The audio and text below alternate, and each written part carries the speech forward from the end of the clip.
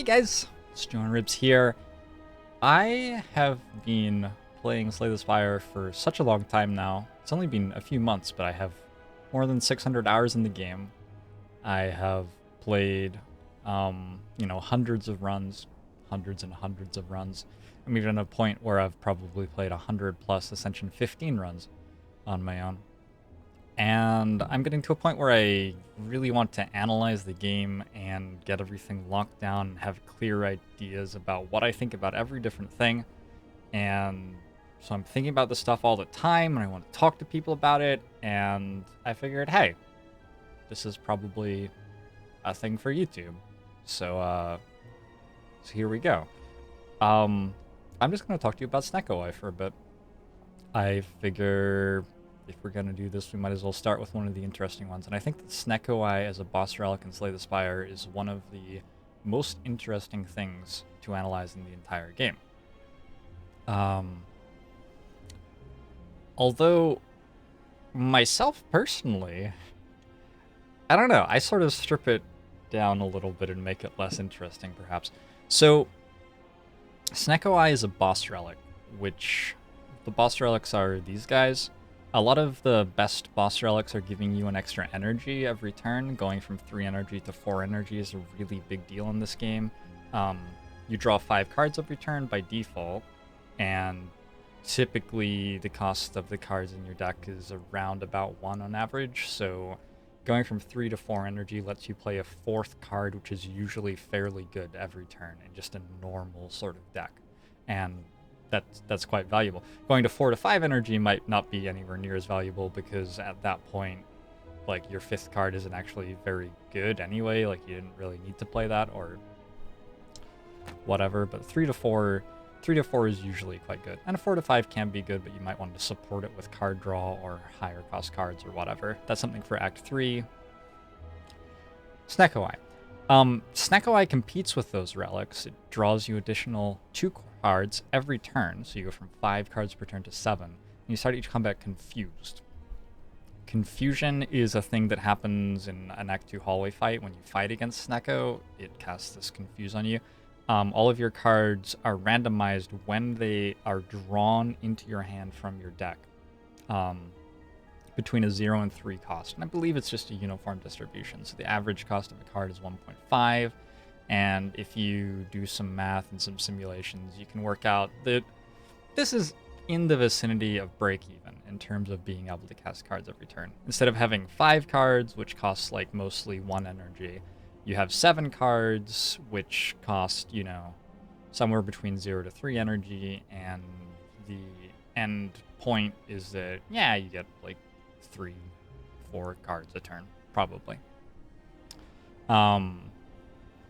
So, in terms of being an energy relic, unless you're playing a deck which is just stacked up with stuff that costs 2 or 3, like on Silent if you have Leg Sweep, Dash, and Predator at the end of Act 1, for example, or on Ironclad if you have a Demon form and a Bludgeon in your deck.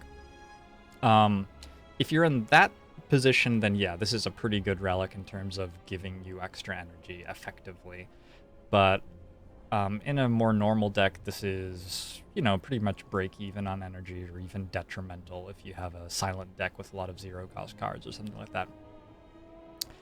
So a lot of people, I think, get really fixated on that and do all the analysis and whatever. And it sort of blows my mind and frustrates me a little bit that nobody sees. I mean, I know that people know, but this relic draws you 2 additional cards each turn, and that's fucking bonkers. That's insane. That's why it's strong. I have never had anybody... Okay, lots of people, because this is a difficult relic to analyze, and it's a high variance relic and stuff, lots of people will shy away from it. People can be risk averse and stuff. People can analyze the confused and say this isn't actually very good. But I have never had anyone explain to me how drawing 2 additional cards each turn isn't insane. And it is. It's probably stronger on Ironclad than Silent, because Silent has lots of card draw. But let's talk about some ways in which it's really strong. So if you have Armaments Plus, you draw an extra 2 cards. you upgrade 2 more cards on armaments, for example. I'm not going to do every single card in here, but I want to hit some that are really, really, really strong. I'm going to come back to that one. Fiendfire. Where's Fiendfire? Fiendfire, exhaust your hand, deal 7 damage for each exhausted card. Fiendfire now deals 14 more damage, and that's if you don't have any strength. If you're scaling with strength, all of a sudden Fiendfire is dealing, 30 more damage, 40 more damage. Limit Break, double your strength, and this of course upgrades to not exhaust. Drawing 2 more cards every turn means that you draw Limit Break more often over the course of a fight. You draw it the first time more quickly, and the second time you draw it, it hasn't been as many turns. So your strength is, doubling, and it's like 2 turns ahead of where it should be, or something like that, because you're drawing an extra 2 cards a turn. Feed. Deal 10 damage if this kills a non-minion enemy and gain 3 permanent max HP. You have to draw this card on a turn where there's an enemy you can kill, right? Well, if you're drawing 2 more cards every turn, you're set. Double tap, you have to draw that with an attack that you want to double tap. You're drawing 2 more cards every turn, you're set. Demoniform is obviously really strong with Snecko because it randomizes a cost, so you can get a 3-cost card into play and have it usually cost less than 3. But also, there are a lot of powers like Demoniform which you want to get into play as quickly as possible at the start of a fight, because they start to have some constant or even ramping effect. And so drawing them faster gets them in play faster. So drawing 2 extra cards there is great. The absolute most bonkers thing that can happen with Snecko Eye is if the cards you draw are free, then drawing, if they don't cost any energy, Corruption makes it so all the skills in your deck cost 0. So if you have Corruption and Snecko Eye, now you're drawing extra 2 cards a turn, and if those are skills, you can just play them. It doesn't matter what their energy cost is. You're just drawing 2 more spells every turn. Corruption is a card that... This was maybe the last card that I learned how to use well in this game. It's one of the most ridiculous and powerful ones, and it's scary to look at, and you can screw up and exhaust all of your skills and then die because you don't have any anymore. And that's scary, but it's well worth learning how to use Corruption effectively. It's just... That's insane. Yeah, so... Snecko Eye is stronger on Ironclad than Silent for sure, and a lot of the cards that I just hit are reasons why. The fact that Ironclad has these 3-cost powers, which are incredibly, incredibly strong. The fact that it has things about exhausting your hand or making your hand free or stuff like that. I have a 100% win rate on Ascension 15 with Snecko Eye in my deck as Ironclad. I have never lost a run after taking Snecko Eye as Ironclad. Since I started recording in mid-February, so over the last month, I should say. I'm not sure if I have lost before then. I'm sure, in a Twitch chat draft or something, we managed to lose. But yeah, it's insane. For Silent, Snecko Eye is considerably less strong, and one of the reasons is that Silent has typically lower cost cards overall. Another reason is that Silent has access to far more strong card draw. Acrobatics draws 3 cards and is a bad card in Silent because of how abundant card draw is. Your Backflip is sort of your quintessential Silent card. You're drawing 2 cards, you're gaining block. Throw 4 of those in your deck and go have some fun. And Silent has a lot of other ways to draw cards as well, whether it's Prepared Plus or Calculated Gamble to get the cards that you want, or your Starting Relic gives you 7 cards in your starting hand, or there's Predator. Where's Predator? I don't know. Or there's Tools of the Trade. Here's Predator. You can do weird stuff with Reflex, although the last time that I pulled that off at Ascension 15 was a month ago or something. That doesn't come up very much at this difficulty level, I don't think. So Silent does not struggle to draw cards anywhere near as much as Ironclad can. That's something that's available to Silent all the time. And so at that point, the fact that your cards are on average costing a little bit more than usual starts to be a hindrance on Silent. I've only lost... I think I've only... let me actually look at the numbers. For Silent, in the last month on Snecko Eye, I have picked it 3 times, and I've actually lost 2 out of 3. I think it's generally not as strong a relic on Silent. Now, it does do a very strong thing. And so something that you can try to do as Silent is have your deck be able to take Snecko Eye at the end of Act 1. What that means is, like, if you're thinking about a Masterful Stab, don't take a Masterful Stab. If you think about Escape Plan, definitely don't take Escape Plan. Slice is such a strong common early on in the game that probably, if you get offered Slice, you're probably going to take it, and just, like, you're not taking Snecko Eye. But if you don't have a Slice, and if you don't have cards like that, then maybe if you manage to pick up, like, a Predator and a Leg Sweep, where's Leg Sweep, and a Dash, all these 2-cost uncommons, there are some very strong 2-cost uncommons in Silent. Maybe you can end up with Snecko Eye. And the thing that Silent does that's incredibly strong with Snecko Eye, and it's not quite as flexible in Silent as it is in Ironclad. You can play it just for value and have it work, sort of, but it's harder to do than in Ironclad. But the thing that Silent does that's insane with Snecko Eye is bullet time. You draw an extra 2 cards a turn. This is the same concept as Corruption. If you're drawing extra cards per turn, then you might not be able to play them all, so it might not be great, but hey, what if they all cost 0?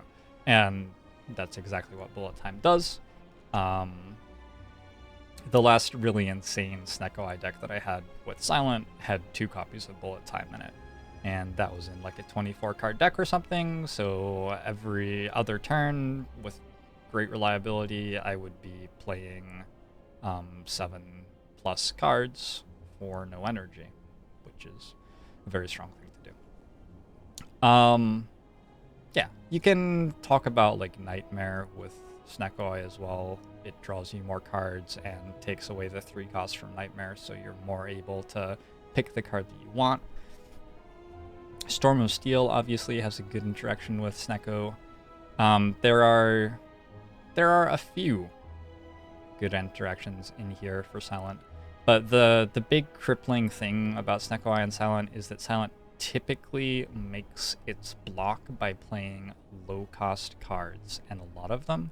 The quintessential block cards for Silent are Footwork, gain 2 dexterity, so for that to be good, you want to play lots of low-cost block cards, because every single one of them is blocking for 2 more. There's Footwork, and there's Afterimage. Whenever you play a card, gain 1 block, so again, for this, you want to be, like, playing Cloak and Dagger Plus over and over again, and every time it gains you 3 more block. And there isn't a high-cost block solution, really, for Silent. So in your Snecko Eye deck, you're just going to have trouble making block, unfortunately. You can get Leg Sweeps, but that's an uncommon, and you're only going to see so many of them, and it's only going to take you so far. So yeah, that's Snecko Eye. Insane in Ironclad, and mediocre in Silent.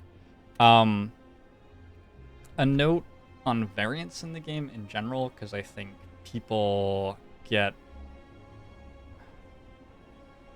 like, in talking with other people, I've gotten the sense that people sort of identify with styles of play and stuff, and one of the styles is, like, I'm very against variance. I want to make a smooth, cultivated deck.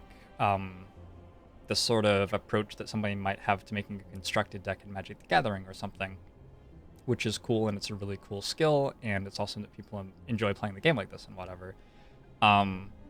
But, like, at Ascension 15, when I'm trying to win as much as possible, I don't give a fuck what my personal identity is, in pardon my language. I don't have a personal identity in, like, oh, I really like to play. I am solely interested in winning as much as possible. And so variance in this game is a really interesting thing. And if you have, like, a 10-card deck that always 1-turn kills, obviously that deck has no variance. And as long as it can beat Time Meter, which it probably can, Time Meter's not that bad, that deck's going to have a 100% win rate, basically. So if you have, like, a Snecko Eye in that deck, there's no way that you're going to have a 100% win rate anymore, because you know, maybe there's that one fight where every card costs 3 every single time that you draw it. And, I mean, unless it was bullet time, in which case you're still fine. But, yeah. So if you're win streaking non-ascension, you can care about something like that, and it's reasonable to do so. But you have to be like winning 100 runs in a row before you can, probably. The amount that this variance exists is not particularly high, and there are a lot of reasons that you want to embrace variance in this game. Like, for example, that it does incredibly strong things like draw you an extra 2 cards a turn, which is what Snecko Eye does.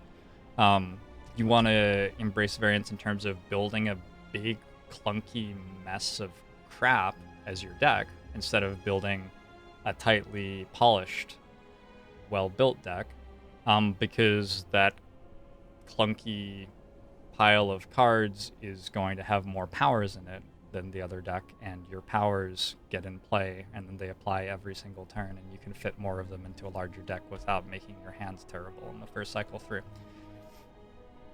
You don't always want a huge deck, sometimes you want a small one, but you can do very, very, very strong things in this game which increase your variance. And especially at Ascension 15, you have to be willing to do that. You can't just shy away from that and expect to be winning as high a percentage as possible. So Snecko Eye, I think, is an awesome example of a relic which has a component of variance to it, and it's easy to look at that and fixate on it and overanalyze it and shy away from the relic because of it. But this is also an emphatically powerful relic, because drawing 2 additional cards each turn is just insane, and it isn't that difficult on Ironclad, at least, to create conditions in which that will win you the run. That effect will win you the run almost on its own. So, that's Snecko Eye. Hope you enjoy on Ribs. I hope you've enjoyed this chat with me. I would love to hear your opinions in the comments. I will try to respond to them. I might even, in future videos, mention if I think somebody had a great comment. I'm sure there's more stuff that I haven't said about Snecko Eye, and I'm sure there was probably something in there somewhere that I misspoke about. Maybe I'll deliberately put one of those in each episode so that you guys can catch them. Anyway, thanks for tuning in, and I'll be back next time. Bye-bye.